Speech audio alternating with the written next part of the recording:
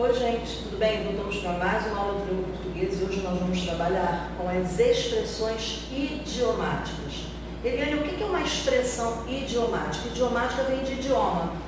São palavras, são expressões que elas perdem o sentido literal delas, o sentido real, o sentido denotativo, e elas vão ganhar um sentido muito próprio, muito diferente, que é o que a gente chama de sentido conotativo. Lembrando que sentido denotativo é o real e conotativo é aquele sentido figurado, ou seja, ela vai ganhar uma nova roupagem. Elas só são interessantes por quê? Porque elas têm significado para um determinado idioma. Exemplo, expressão idiomática do Brasil.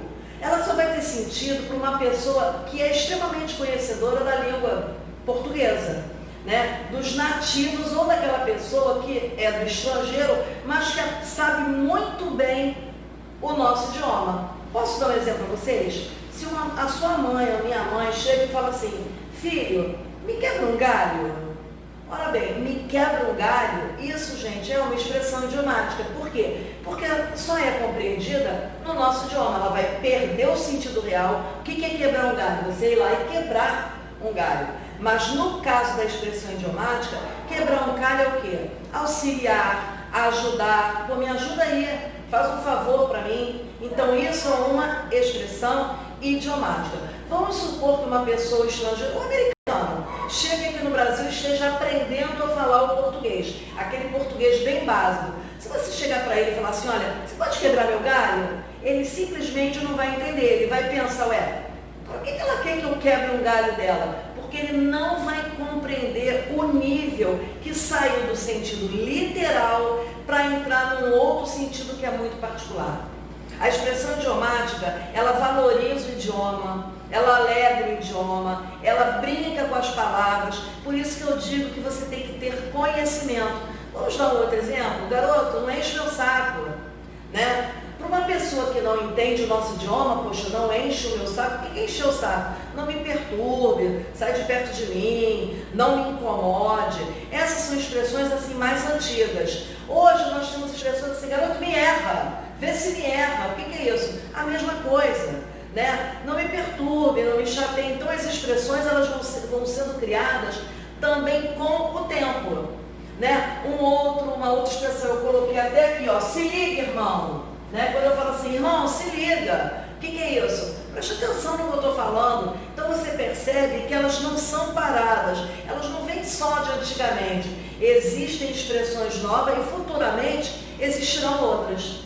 Essas expressões idiomáticas que vêm de muito tempo, de outras civilizações ou de outros países e que se mantêm até hoje. Vou dar um exemplo para vocês. Quando eu digo assim: nossa, ela ficou a ver navios.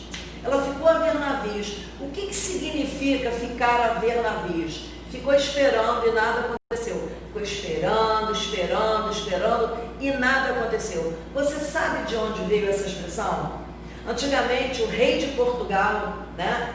Ele morreu, ele sumiu no mar e toda vez que chegava um navio no porto, as pessoas ficavam esperando para ver se o corpo do rei chegava. Nunca chegava, as pessoas ficavam a ver navios. Então, hoje, essa expressão para a gente significa o quê? Ficar esperando. Outra expressão também muito comum é: isso aqui se tornou um elefante branco na minha vida. O que é um elefante branco? É aquilo que não tem utilidade para nada. Ai, gente, olha, eu comprei essa roupa aqui, não me presta para nada. Isso virou um elefante branco. Olha, eu comprei esse armário aqui, eu não sei o que eu estava com a cabeça, que eu comprei esse armário. Agora eu tenho esse elefante branco na minha casa.